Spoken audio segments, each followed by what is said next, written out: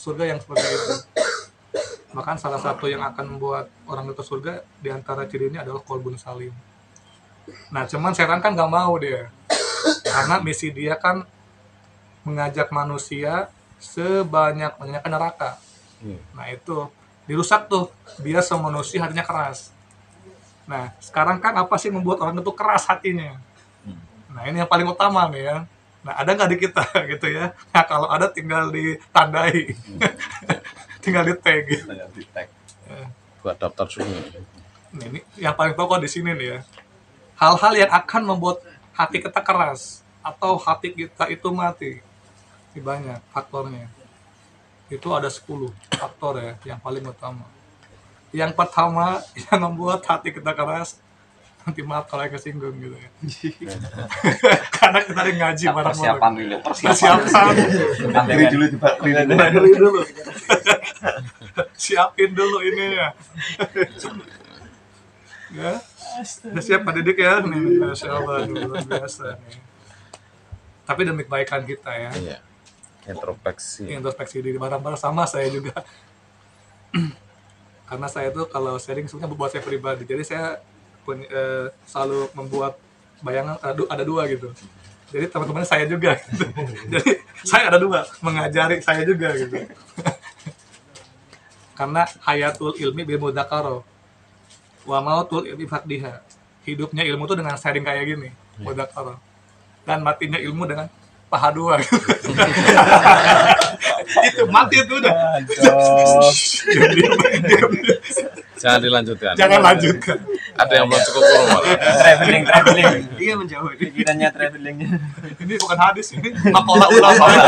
Biasa, makalah kiai. Bola masih agak aman. Aman. Masih Hanya aman. pakai bahasa Arab. Dikira hadis nanti bahasa Arab soalnya. Bukan. Wah ini hadis nih, bukan.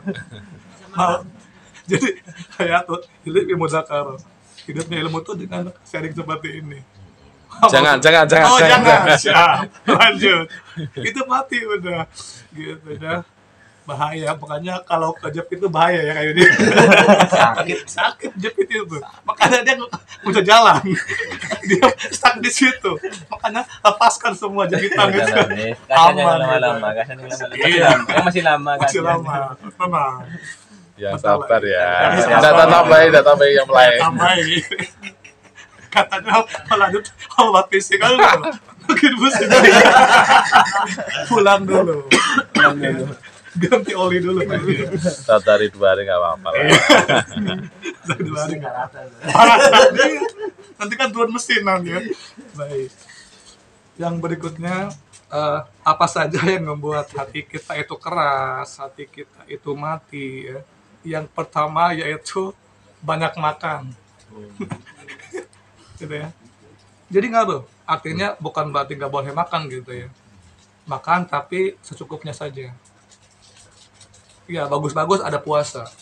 Makanya metode yang paling cepat untuk mendukin hawa nafsu dan agar ruhani kita menyala, bersinar sampai ruh kita itu bisa keluar. Artinya kita bisa benar menyaksikan keajaiban ilahiyah itu dengan sering puasa. Maka jangan heran kalau dunia tasawuf, dunia spiritual itu semua pasti ada puasanya.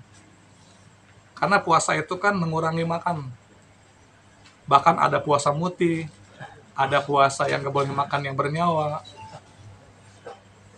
ada puasa yang bukannya cuma 3 jenis makanan. Kayak waktu saya puasa bisu itu nggak betah sebetulnya. Cuma 3 jenis buah. Nggak betah. Tapi itu semua untuk melembutkan hati kita. Itu nggak betah. Mengurangi makan ya. Mengurangi makan tuh ya. Tapi jangan mengurangi makan jatah orang lain. Jangan. Harusnya ambilnya 2, 3. Mengurangi jatahnya orang lain. Iya. Maksudnya mengatakan itu seperti itu. Bukan mengurangi makan jatah orang lain. Jadi pas ngantri bagian yang belakang kebagian. Sama kita yang ambil banyak. Gitu. Mengurangi juga. Iya. Kayak itu ya. Makanya yang paling nggak tenang itu pas bagian maghrib kita yang kedua nggak tenang sholatnya. Aduh, kan kebagian nasi Dikitnya cepat. Langsung ke sana ambil nasi. nasi Ketika di sini tinggal sholat digigit kucing. itu udah segi kucing ya. Nah Itu yang pertama yang membuat kita itu hati kita keras banyak makan. Maka solusinya kilatu to'am, sedikit makan. Cukup buka sama sahur kayak gitu. Udah satu piring cukup. Ini Secukupnya. perasaan kalau nggak 3 piring dan nambah ya udah secukupnya. Ngodok, Kayak gitu. ngodok. Ngodok yang siangnya. Ini mah kita bukan puasa mindahin makan akhirnya pas maghrib dendam gitu kan, semua ngumpul, udah tamat takjil juga ya. Tapi nggak apa-apa, yang penting niatkan buat ibadah gitu ya. Nah memang awal-awal berat, tapi kalau kita udah mulai dibiasakan nikmat kok. Itu yang membuat kita bisa khusyuk ibadah, bisa kuat duduk zikir itu kalau sedikit makan. Karena itu sudah ini ya, sebuah mekanismenya kayak gitu. Semakin banyak kita mengisi dengan makanan, mata kita makin mengecil, mulut kita makin besar, keluar gas dari bawah gitu kan. Nah itu udah kayak gitu tuh. Ya, semakin banyak makannya akan banyak minumnya, banyak minumnya akan banyak dahak yang keluar, banyak yaitu air liurnya, sehingga akan makin keras hatinya, juga makin keras akalnya. Jadi ilmu gampang susah masuk ke orang yang banyak bulgomnya. Itu dalam ta'lim kayak gitu. Banyak makan, pas banyak tidur, banyak minum pasti banyak keluar dahaknya. Dan pasti banyak tidurnya, dan pasti akan semakin lola otaknya gitu. Gitu. Makanya para ulama harus sedikit makannya. Itu ya bedanya. Yang kedua, kita tadi itu kita nggak tidur aja udah tidur apalagi tidur matanya tidur hatinya. Yang kedua, perbedaannya kita dengan orang-orang yang tangguh di zaman dahulu, orang-orang saleh, kalau mereka sedikit makan, kalau kita dikit-dikit makan gitu ya. Itu bedanya. Sedikit makan, dikit makan. Karena Kan kalau kilatu to'am itu nggak harus puasa, nggak apa-apa ya? iya nggak apa-apa. Jadi Ngomong bahas porsi gitu ya? yang dimaksud kilatu to'am sedikit makan itu nggak mesti puasa. Misalkan kita sehari itu makannya cuman pagi atau siang gitu. Dan sebetulnya makan yang sehat itu siang, dan makan yang nggak baik sebetulnya itu malam hari sebetulnya ya. Makanya kalau pengen sehat itu jangan makan di malam hari, mendingan nunggu pagi gitu. Kalau jadi yang baik itu sebetulnya makan itu pagi jam 10 sama jam 2 siang. Jadi yang baik itu breakfast sama lunch. Kalau dinner tuh kurang baik sebetulnya. Udah cuma 2, pagi sama siang, atau pas maghrib. Udah sekali udah cukup. Makanya kan makan itu kan gak wajib, dia mubah. Hukumnya mubah. Itu biasa sahur setengah 12 aja. Jam 6 aja. Jam 6 aja sahur. Jam 6 sahur. Yakin. Apa-apa ini kalau untuk kesehatan gitu ya. Jadi kayak gitu Pak dia. Apa namanya? Misalkan nggak mesti puasa, yang penting mengurangi porsi makan. Tadinya misalkan teman-teman udah sarapan jam 6, jam 7-nya seblak gitu kan, jam 8 mie ayam, sekarang satu aja. Kecuali lelah banget habis kerja boleh. Ini kalau misalkan nggak kerja, apalagi kan ibaratnya kita nggak ada pekerjaan, kita kan semuanya kan pengacara kan, kita semua pengacara, kita kan pengacara semua gitu kan, nggak terkait dengan pekerjaan. Jadi seperlunya. Nah, baru nanti hati akan hidup tuh. Yang kedua, banyak tidur. Makanya solusinya qilatun naum, sedikit, atau qilatul manam, sedikit tidur. Orang yang banyak tidur itu ngaruh kepada hati. Keras hatinya. Susah menerima cahaya-cahaya Tuhan, cahaya-cahaya ilahi. Susah menerima ilmu. Apalagi kalau tidur sambil tengkurap, itu kan nggak boleh. Tengkurap itu. Bagusnya terlentang. Bagusnya kita kayak Rasulullah sunnah, menghadap kiblat. Iya. Miring ke kanan. Miring kanan. Nah, punten ya, kan itu kan kiblat. Nah, Air. tidurnya gini, kalau pengen kayak Rasulullah. Nah, ini digini, tangan ini. Kayak gini. Jadi ke kanan, ke kiblat ini. Kayak posisi jenazah yang di alam kubur. Jadi si wajahnya menghadap ke kiblat, tempelkan ke tembok kubur kita. kayak gitu tuh. Wah ini mau tidur. Mau terbang kemana? Ini mau jadi Batman. Tidur udah gini, waduh, celana pendek gitu kan. Itu kurang baik tidur seperti itu. Itu yang akan mengkeraskan hati. Makanya kalau mau tidur terlentang. Kalau pengen afdol lagi menghadap kiblat. Kayak gitu ya. Ya minimal walaupun enggak hadap kiblat tapi terlentang lah ya, itu ngaruh. Dan sakit juga kan engap gitu, kedada Iya, itu. iya. Kedada sakit kalau tidur kayak gini. Tapi ada beberapa orang yang bisa seperti itu ya. Ada ya, betah. juga? Iya, sampai berjam-jam itu betah tuh ada. Ada yang kayak gitu juga ya. Hmm. Kalau saya nggak betah itu sakit ngap kedada. Iya, napasnya udah nggak kuat. Mm-mm. Beda-beda memang ya. Iya. Terus yang ketiga yang membuat kerasnya hati itu adalah orang yang terlalu banyak tertawa. Maaf ya. Heeh. Maksudnya begini, bukan nggak boleh bertertawa ya. Justru Rasulullah SAW ini humoris. Iya. Yang nggak boleh itu tertawa berlebihan. Terbahak-bahak ibaratnya. Oh gitu. Tapi kalau ketawanya Dikit-dikit ketawa, Dikit-dikit. dikit ketawa gitu. iya. Terus ketawanya itu sampai terbahak kayak kundi gitu kan. Nah, kayak gitu. Kalau tertawa kita kayak kunti nggak pernah berhenti gitu kan, kata mulu kan. Dia selalu happy-nya berlebihan kan gitu. Nah itu akan mengkeraskan hati juga, akan membuat dia nantinya lupa kepada akhirat, lalai kepada Allah. Itu banyak ketawa. Makanya yang paling baik itu banyak menangis, mengingat dosa-dosa kita daripada banyak ketawa. Nah, bukan berarti nggak ketawa gitu ya, boleh. Cuma yang berlebihan. Itu jangan setiap hari ketawa terus, itu bahaya lagi. Kayak gitu. Ini ketawa mulu deh. Lihat tembok ketawa gitu. Itu kayak orang gila kan. Nah, gitu kan ketawa terus. Jadi seperlunya ketawa gitu kan. Nah, kalau Rasulullah itu ketawanya senyum gitu kan. Makanya ketawanya Rasulullah itu tabasam. Kalau ketawa sekarang tuh kokohatun, terbahak-bahak gitu. Ya, sebetulnya acara-acara yang kayak di TV yang berlebihan jangan tonton, yang ketawa berlebihan. Itu akan mengkeraskan hati kita. Ya. Karena kita itu seorang hamba harusnya banyak memperhatikan bagaimana nasib kita nanti di akhirat gitu. Jadi banyak menangis. Bagusnya banyak menangis kalau pengen hati lembut itu. Bukan banyak ketawa gitu ya. Tapi jangan juga tiap hari sedih itu juga bahaya lagi. Nggak boleh. Harus bahagia, harus tetap stabil, tetap senyum. Bahkan yang paling baik itu senyum gitu kan.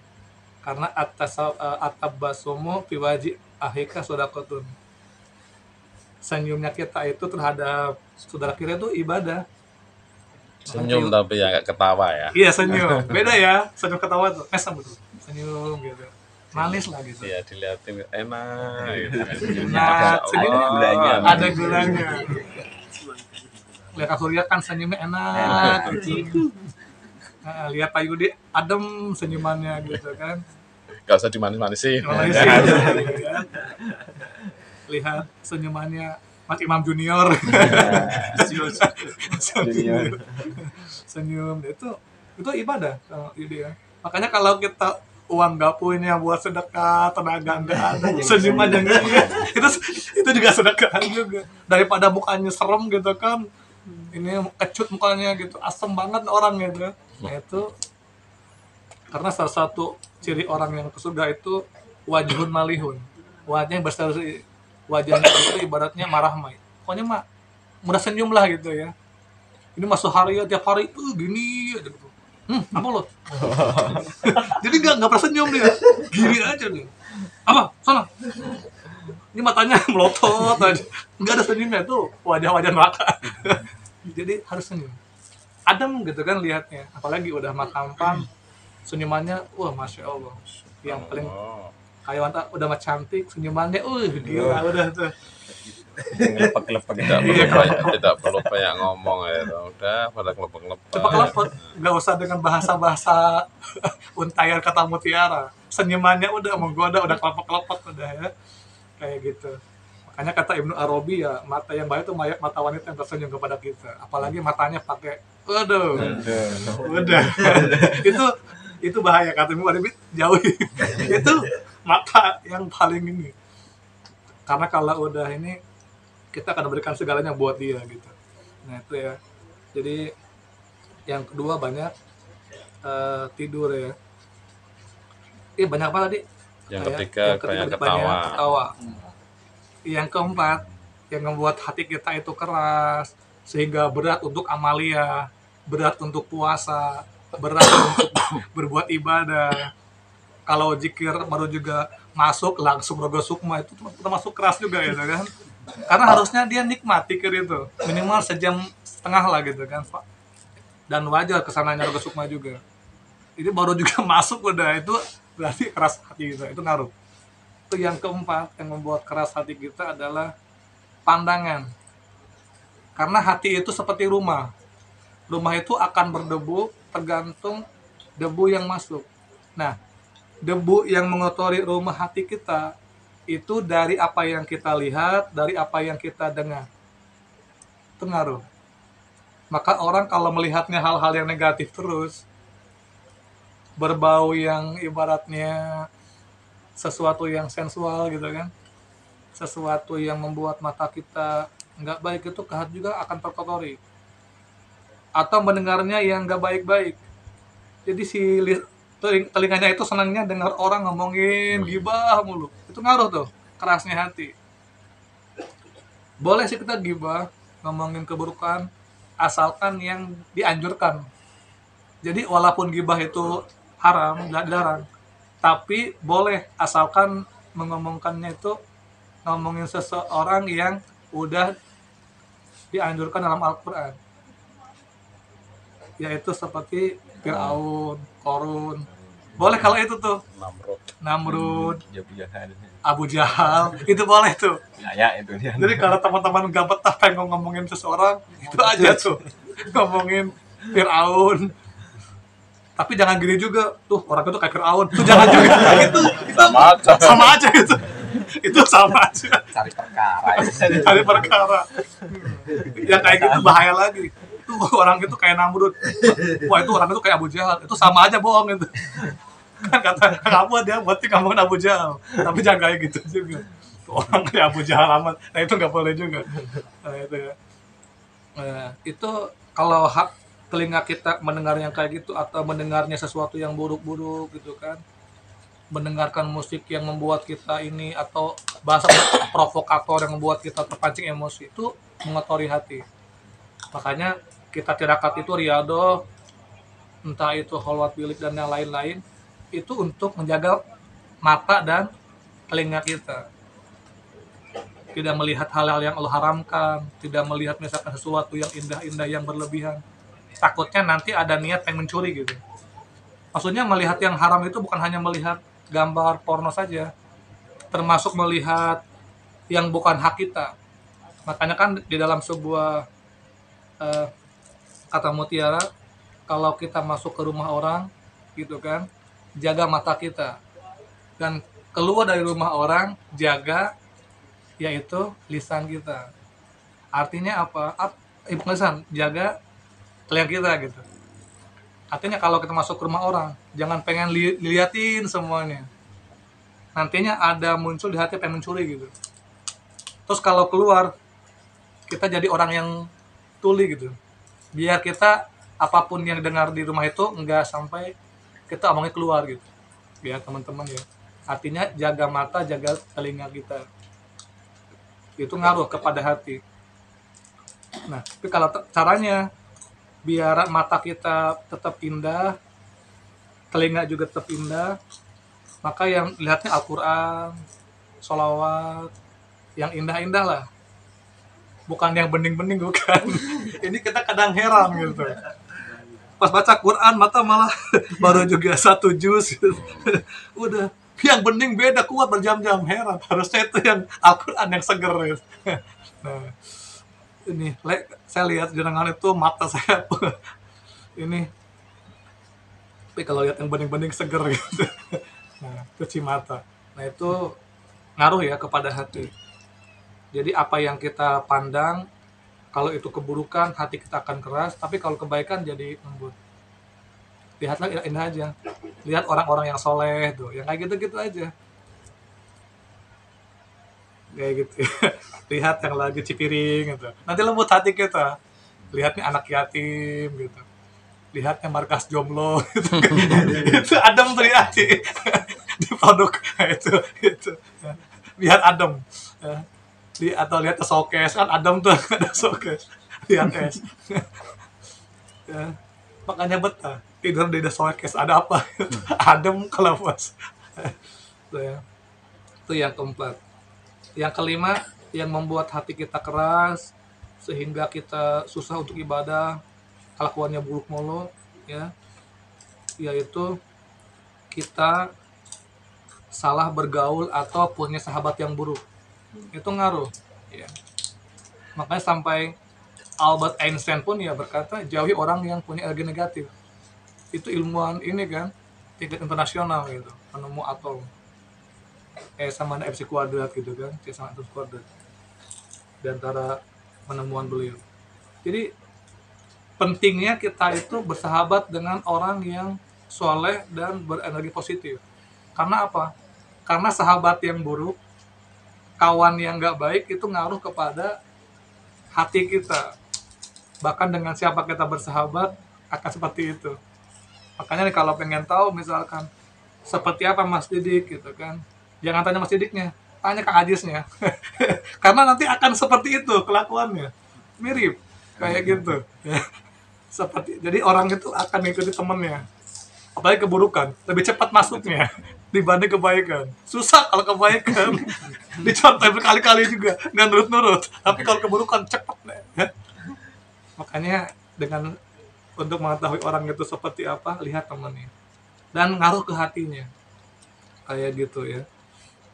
Makanya penting kita jaga jarak sehingga kalau kita ketemu orang yang soleh, orang yang baik, orang yang energi positif, itu deketin, rapat terus tuh dengan dia, maka keberkahannya ngalir. Orang soleh apalagi kan, orang yang taat, orang yang istiqomah, deketin tuh, rapat terus, jangan dihindari.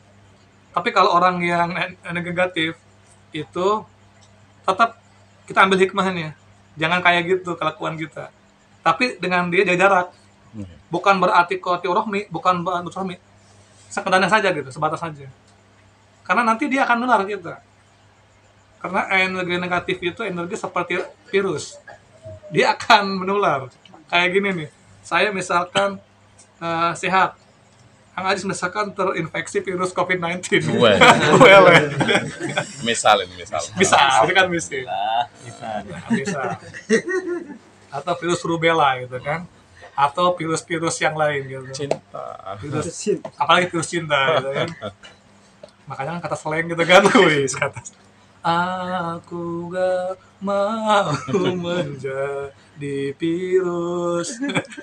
Nah, ketika misalkan Kang Ajis punya terinfeksi virus COVID-19, saya enggak, saya nempel, nular dengan saya. Atau misalkan Kang Ajis batuk pilek, saya kedekatnya itu nempel. Nah, begitupun kelakuan yang buruk. Kelakuan yang buruk juga nempel ke saya. Misalkan udah mas saya buruk, dengan makin buruk aja. Jadi kalau kita orangnya buruk, deketin orang yang baik. Nanti kita bisa ngikutin pelan-pelan. Itu ya. Jadi yang kelima yang ngebuat hati kita keras karena bersahabat dengan yang buruk, bergaul dengan yang gak baik. Oke, yang berikutnya yang membuat kita itu keras hati kita, mau ikut ngaji juga. Berikutnya lagi orang yang keras hatinya, yang membuat dia itu keras adalah karena dia selalu berpikir negatif dalam setiap kondisi gitu. Itu ngaruh, keruh hatinya. Makanya apa yang kita pikirkan itu ngaruh kepada suasana hati. Contoh misalkan, Kang Yudi ya, gantian lah, tadi udah kan. Kang Haji Yudi lagi ngasah golok gitu, saya lewat. Karena susudon terus, duh, jangan-jangan mau ngebunuh saya gitu. Padahal Kang Yudi mau buat korban gitu kan, mau sapi kurban. Jadi nantinya hati kita itu akan mudah sakit, akan mudah keras. Nah itu makanya usahakan selalu positive thinking. Bahkan jiwa seorang salik itu diantaranya kalau ke orang lain selalu husnudon, ya tanamkan. Tapi kalau ke diri sendiri itu suudon. Nah itu tanamkan itu diantara jiwa seorang salik. Sekalipun itu orangnya emang kelakuannya buruk, kita baik sangka aja. Karena baik sangka itu ngaruh. Saking dasarnya mindset itu. Contoh misalkan nih, Kang Anwar gitu. Dia ke bini ya pas pulang nih, bilang ke istri. Misalkan Kang Anwar mau niatnya baik. Tapi istri, jangan-jangan nih suami saya nih jajan di luar gitu kan. Main lagi nih ke janda misalkan. Padahal niatnya baik, mau ngaji. Nah, karena mindsetnya udah kesana, nanti dengan sendirinya tuh energi kita itu tadinya niat baik, bener main ke rumah janda itu. Iya, atau main ke rumah yang lain, niatnya nggak ngaji. Tapi kalau positif, walaupun niatnya emang mau kesana, niat gak buruk, tapi isunya selalu positive thinking, itu nggak jadi, akan dibelokkan sama Allah. Itu ya, the power of mindset. Dahsyatnya itu sangkaan itu. Mungkin sama nggak ngapot toh. Mutar-mutar lah. Wes, menang. Jangan di sini. Mau ke sini ya. Aku geli sih kadang juga. Geli. Itu ya. Itu jadi yang berikutnya adalah mindset kita atau pola pikir kita. Terus yang berikutnya yang membuat hati kita itu keras, hati kita itu berat, itu makanan. Apa yang sering kita makan itu ngaruh kepada, misalkan yang kita makannya yang riba-riba, yang banyak haramnya, itu ngaruh kepada kerasnya hati. Bahkan yang paling cepat untuk kerasnya hati itu makanan. Iya. Paling cepat itu makanan, karena kan dia masuk darah, ke daging dia. Makanya tips agar kita pengen punya anak yang soleh itu yang pertama makanan dijaga aja, dari yang halal. Makanan yang halal terus dari mulai lahir, dari ASI terus yang keduanya selalu bacakan sholawat ke anak kita, insya Allah soleh anak kita. Kalau ada anak itu kelakuannya buruk, lihat makanannya, itu ngaruh. Makanya usahakan kalau teman-teman kasab yang halal, kasab yang berkah. Kalau misalkan haram atau nggak baik, tinggalkan pekerjaan itu. Untung kok lulus. Iya, untung lulus ya. Udah lulus sih. Alhamdulillah. Itulah. Resign itu agar selamat. Ya. Menyelamatkan diri dari pekerjaan yang haram. Nah, terus yang berikutnya lagi yang membuat hati kita itu keras, gampang kesinggung, bahasa temperamental, segala macam lah ya. Bahkan kita gelap, tidak bisa menerima cahaya ilahi.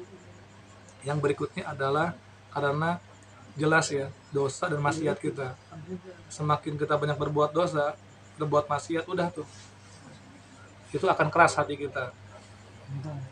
Akhirnya hati kita jadi berpenyakit, maka semua raga pun berpenyakit. Padahal hati itu ibarat sebuah raja.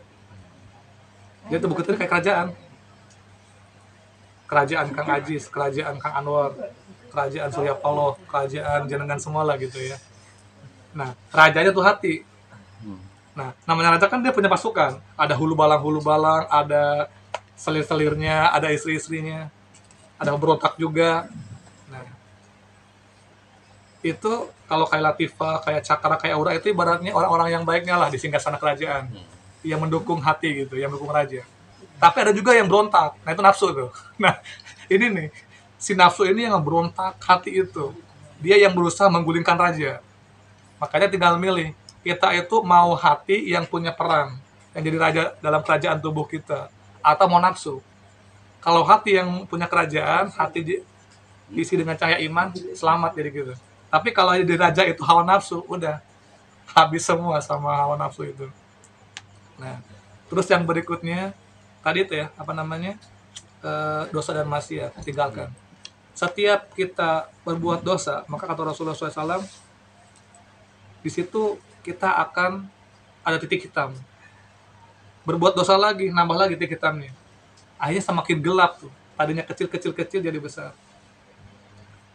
Makanya kita usahakan selalu berbuat baik dan bertobat setiap hari. Itu ngaruh. Biar titik hitam di hati kita tuh berkurang. Kayak gitu. Kayak lampu kan, walaupun lampu terang, tapi kalau ditutupin dengan plastik hitam, dia hitam juga. Nah, begitupun hati kita. Kalau hati kita ditutupi dengan titik hitam itu udah gelap hati kita. Nah, tapi kalau sering tobat enggak, dia akan kembali bersinar. Nah, itu ya.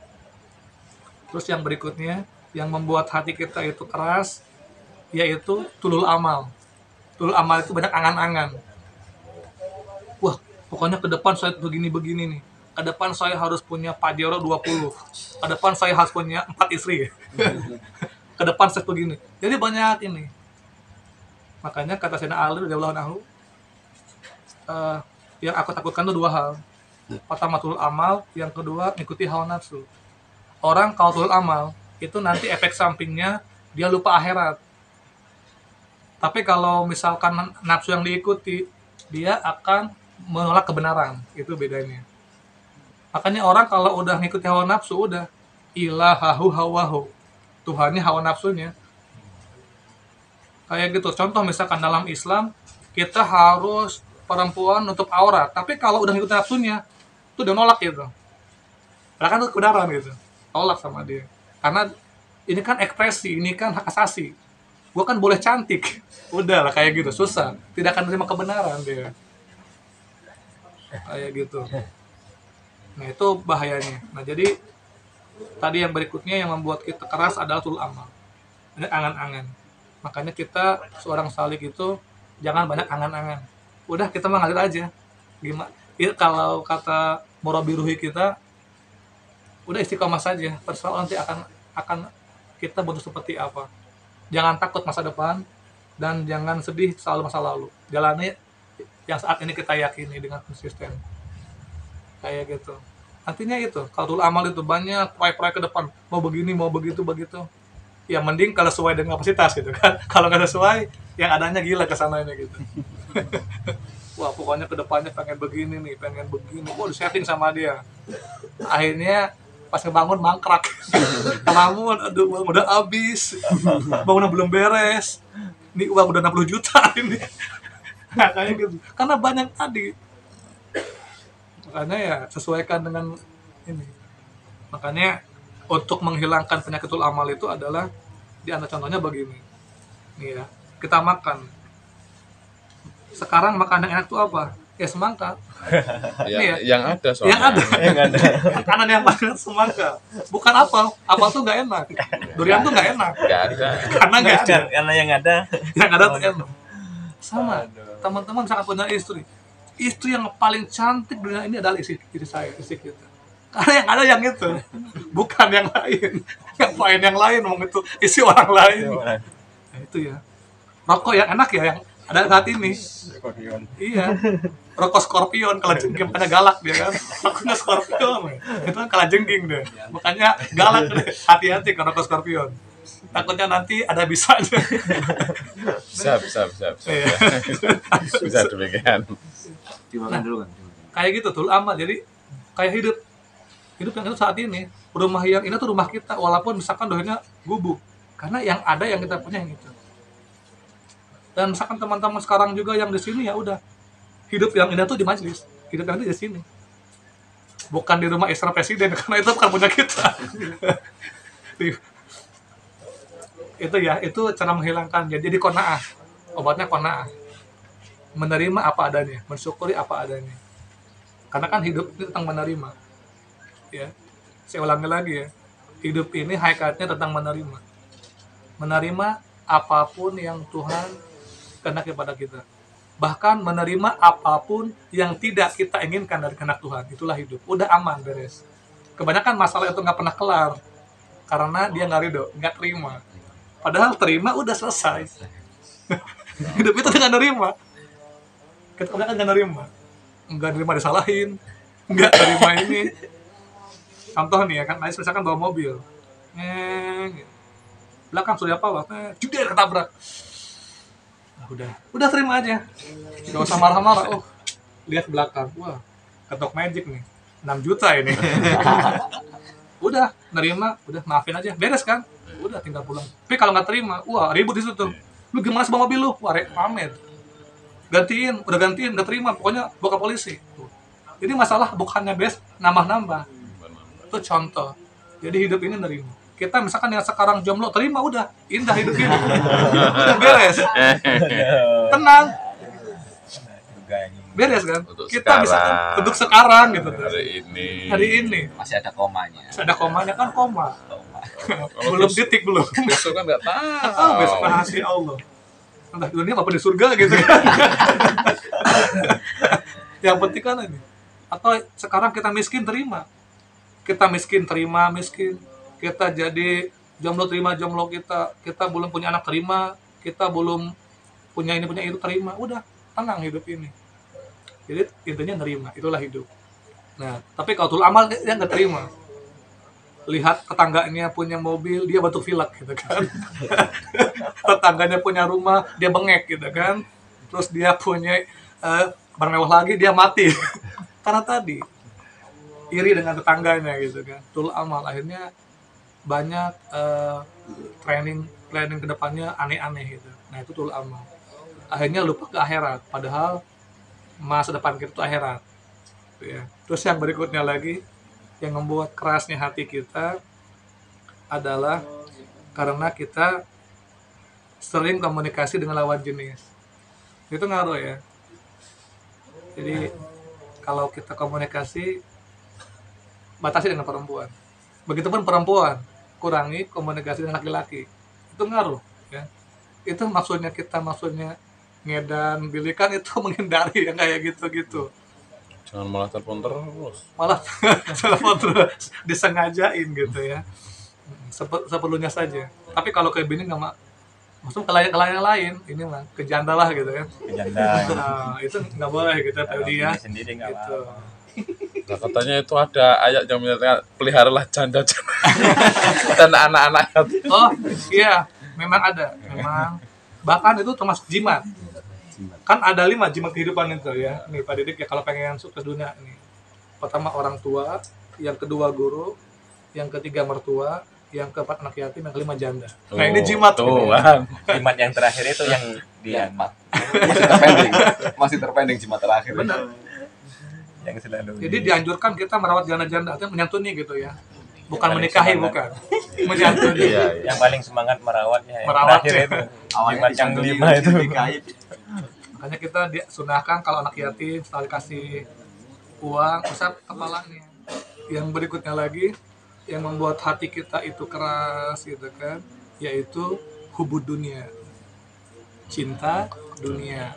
Itu bahaya ya, karena itu hijab. Hijab kita menuju Allah itu adalah dunia.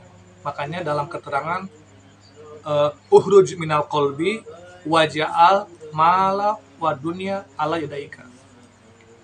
Keluarkan dari hati dan simpan di tangan. Kayak gitu. Itu makalah sufi itu kayak gitu. Artinya bukan berarti kita nggak boleh dunia. Justru semua pengamal tasawuf, orang-orang rohani, apalagi para pengamal toriko, itu sebetulnya nggak ada yang miskin.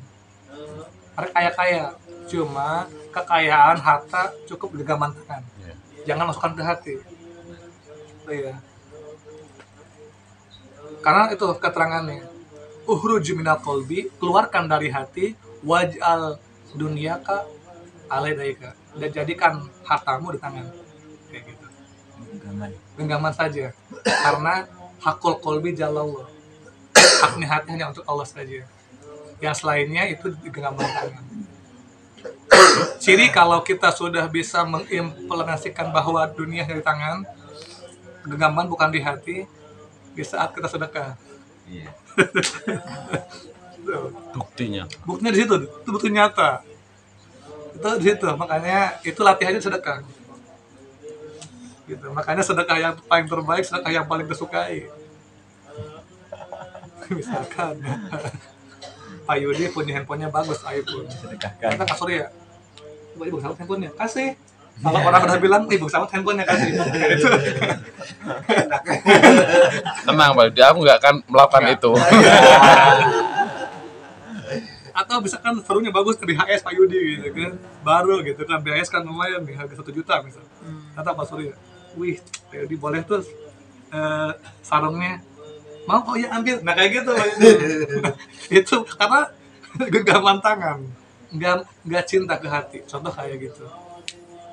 Nah jadi akhirnya artinya walaupun dia banyak harta, tetapi dia relax aja, Tidak merasa memiliki gitu. nah itu maksudnya dikeluarkan dari hati itu kan termasuk tidak merasa memiliki, entah itu ilmu, harta, jabatan, kedudukan, itu kan semua ciptaan ilahi. Nah makanya jangan saja, sehingga tidak ada sifat merasa memiliki, semua ciptaan ilahi gitu. Nah ciri yang kedua, kalau kita udah bisa mengimplementasikan bahwa dunia hanya tangan, saat kehilangan, misalkan Anwar punya motor masih baru nih, ada yang nyuri, datang ke Kang Sekali semua mediumisasi. Di mana ini yang nyurinya, dicari. Nah itu belum tuh. Udah, kalau emang hilang udah hilang, jangan dicari. Nah itu kalau udah di genggaman tangan. Ya. Ini mah uang 10.000 aja ke bini, mana yang ini uang saya, aduh Nggak bisa tidur malah. nggak tidur malah, nggak tenang pikiran siang malam. Nah itu masih cinta dunia kayak gitu. Ya. Udah, belajar dari kecil, kalau kehilangan jangan disayang lagi, udah. Karena kalau kehilangan itu 2 konsekuensinya, kalau enggak dia balik lagi, kalau enggak Allah ganti dengan yang baru. Jadi kita kalau punya sesuatu yang kita sukai, berikan ke yang lain. Apa nih itu, kalau pengen itu sedekah ekstrim ya, makanya sesuai nanti hasilnya. Tapi bukan istri ya, jangan sedekahin, itu malah lain lagi. Walaupun tadi sedekah yang paling bagus, yang paling kita sukai, kecuali ada kecualinya. Demi Kang Anwar nih, saya sedekahkan itu saya, itu lain lagi. Itu mah mau cari yang lain. Cari yang lain. Bisa jadi ada maunya. Ada maunya.